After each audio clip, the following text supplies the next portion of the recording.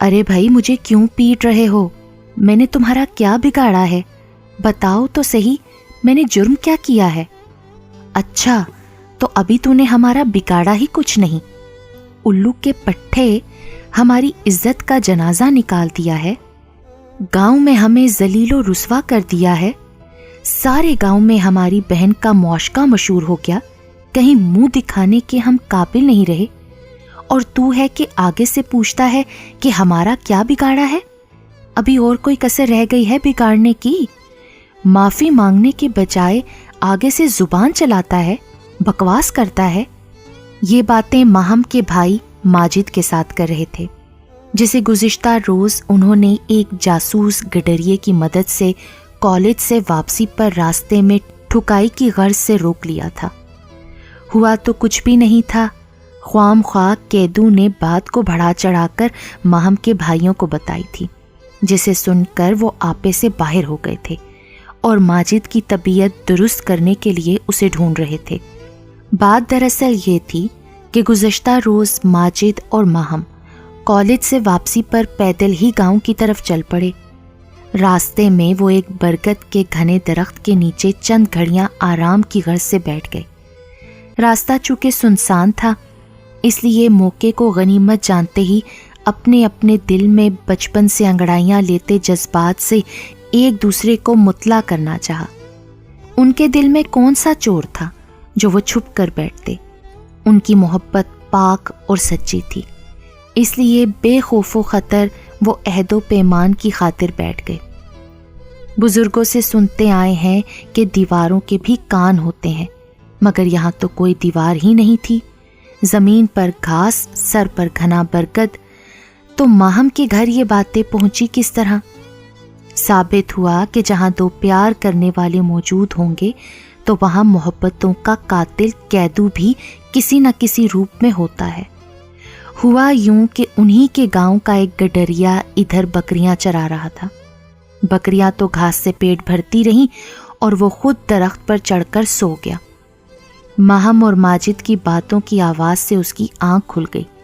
کان لگا کر وہ تمام باتیں ان دونوں کی سنتا رہا۔ شام کو جب وہ ریوڑ لے کر گاؤں پہنچا، سب سے پہلا کام اس نے یہ کیا کہ تمام کی تمام باتیں جو اس نے سنی تھیں ماہم کے بھائیوں کو ایک کی دو لگا کر فر بتا دیں۔ ماہم کے بھائیوں نے ساری رات کانٹوں کے بستر پر کاٹی۔ اگلی صبح وہ ماجد کو پکڑنے کا پلان بنا کر گھر سے نکل پڑے۔ ماجد اسی گاؤں کا رہائشی تھا، مگر وہ آج کسی مجبوری کے باعث کالج نہ جا سکا، جبکہ ماہم مقررہ وقت پر کالج پہنچ گئی۔ ماہم کے بھائی سارا دن کالج کے راستے میں ماجد کا انتظار کرتے رہے، مگر اپنے مشن میں وہ کامیاب نہ ہو سکے۔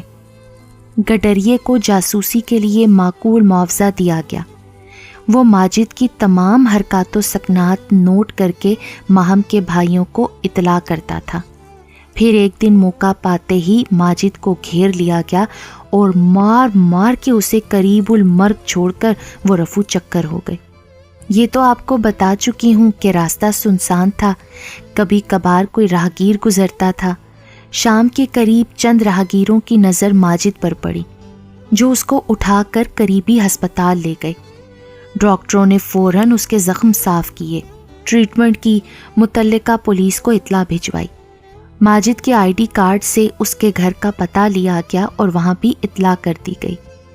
3 دن متواتر بے ہوش رہنے کے بعد ماجد نے آنکھیں کھولیں تو اس کے والدین نے سکھ کا سانس لیا۔ شکرانے کے نفل پڑے گئے، نیاز بانٹی گئی، صدقات اتارے گئے۔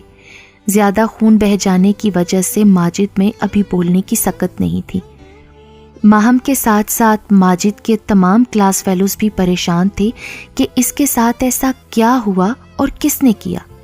وہ سب بما پولیس کے حقائق جاننے کے لیے پریشان تھے۔ تقریباً 1 ماہ بعد ماجد بولنے کے اور لکھنے کے قابل ہوا تو اس نے تمام حالات و واقعات سے اپنے کلاس فیلوز کو مطلع کر دیا۔ پولیس نے تو اس واقعے کو محض ایک حادثہ قرار دیتے ہوئے پرچہ درج کرنے سے انکار کر دیا تھا۔ ماہم پر بھائیوں کی گندی ذہنیت آشکار ہو چکی تھی۔ وہ اپنی جگہ پریشان تھی، माजिद आहिस्ता आहिस्ता रूबे सेहत हो रहा था। माजिद का एक क्लास फेलो सलीम था, जिसका वालिद उसी तहसील हेडक्वार्टर में हाजिर ड्यूटी सेशन जज तैनात थे। सलीम ने माजिद के साथ होने वाली तमाम ज्यादती का और पुलिस की रिपोर्ट दर्ज करने से इनकार तक की बातें तमाम अपने बाप को गोशगुजार कर दी। कानून फौरन हरकत में आ गया। अगले दिन पुलिस माजिद का बयान लेने उसके यहाँ पहुंच गई। बयान लेने के बाद माहम के भाइयों को गिरफ्तार करके हवालात पहुंचा दिया गया। पहली पेशी पर माहम, माजिद के गांव के चंद मोअज़्ज़िज़ लोग, माजिद के क्लास फेलोज भी अदालत पहुंच गए। केस कुदरती तौर पर सलीम के वालिद की अदालत में रेफर किया गया था। फैसला माहम के हाथों में था। उसने बताना था कि क्या हुआ था, कौन सा उनकी इज्जत पर हाथ पड़ा था। माहम ने अदालत में बताया, माजिद और हम सब एक ही गांव के रिहायशी हैं। बचपन से कॉलेज तक हम दोनों इकट्ठे ही पढ़ते आ रहे हैं। कभी कोई ऐसी वैसी बात नहीं हुई। ये सब मेरे बुजुर्ग इस बात पर गवाह हैं, और ना ही हमने कोई गलत हरकत की जिससे हमारे दोनों ख़ानदानों की रुसवाई होती। हम दोनों के दिलों में मोहब्बत की एक कोंपल फूटी थी, जो अब एक तनावर दरख्त का रूप धार चुकी है। आज से 2 माह कबल हमें कॉलेज से वापसी पर तन्हाई का मौका मुयस्सर आ गया। रास्ते में हमने एक सायादार दरख्त के नीचे बैठकर साथ जीने मरने की कस्में खाईं। ना इसने मुझे छुआ और ना ही मेरी तरफ से कोई इखलाक से गिरी हुई हरकत हुई जिससे हमारी रुसवाई होती और हमारी पाकीज़ा मोहब्बत पर कोई दाग लगता। मेरे भाइयों ने ख्वाम ख्वाह बात का बतंगड़ बनाकर माजिद को मौत के मुंह में पहुंचाया।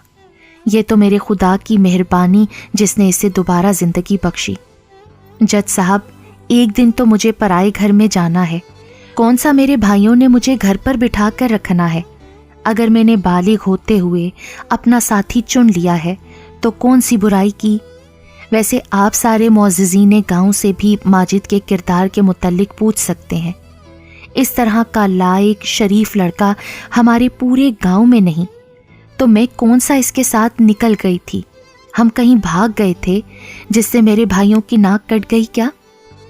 माजिद का कसूर सिर्फ इतना है कि वो हमारा हम पल्ला नहीं है, हालांकि वो भी थोड़ी बहुत ज़मीन का मालिक है।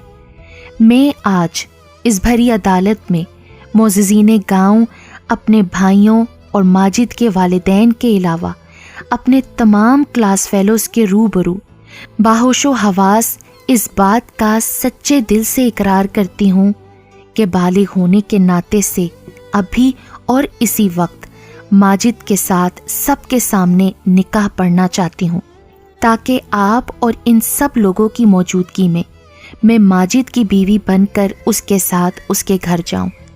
मेरे भाइयों ने माजिद के साथ जो भी कुछ किया है, कानून के मुताबिक इनको सज़ा मिलनी चाहिए, ताकि कोई भी किसी के साथ बिला सोचे समझे ज़्यादती ना करे। माहम के फैसले के सामने सब हैरान रह गए। कोर्ट से इजाज़त मिलने पर निकाह ख्वाह का बंदोबस्त किया गया। माजिद के वालिदैन ने मिठाई मंगवाई। सब लोगों के सामने माहम माजिद की दुल्हन बनकर अदालत से सीधी उसके घर पहुंच गई। आज माशाल्लाह माहम और माजिद की मोहब्बत की पादाश में 4 खूबसूरत बच्चे जन्म ले चुके हैं। माहम के वालिदैन कभी कभार अपनी बेटी को मिलने आ जाते हैं, जबकि माजिद के वकू से लेकर आज तक माहम ने अपने वालिदैन के घर कदम नहीं रखा। दोनों की ज़िंदगी की गाड़ी हंसी खुशी अपनी मंजिल की तरफ रवां दवां है। दोनों एक दूसरे का बहुत ख्याल रखते हैं। उनकी पाकीज़ा दास्ताने मोहब्बत इलाके भर के लिए एक मिसाल बन गई है।